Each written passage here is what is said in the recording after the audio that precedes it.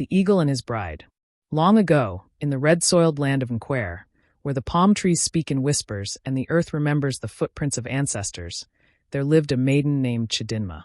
She was fairer than the full moon and wiser than the talking tortoise. Her laughter rang like a flute in harmattan, and her eyes sparkled like the morning dew on cassava leaves. Many suitors came from far and near, from Umuahia, from Enugu, even from across the river Niger. But Chidinma turned them all away.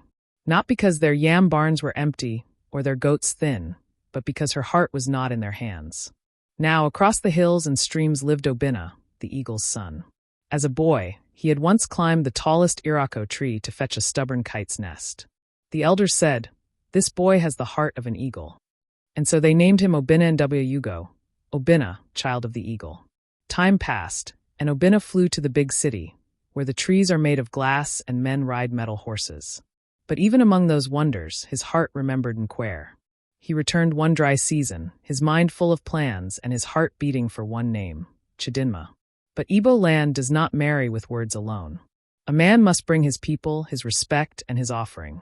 So Obinna came with his kin, bearing gifts. Yam like the thighs of wrestlers, palm wine that sang of the forest, kola nuts that cracked with purpose, and a goat fat as a chief's purse. The elders gathered under the old Udala tree, the one whose roots drink from the stories of the land. There the rites began. Drums spoke. Anklets danced. The air smelled of roasted plantain and joy. But there was one test. Chidinma was handed a calabash of palm wine, sweet and strong. She must find her husband in the crowd and offer him the drink.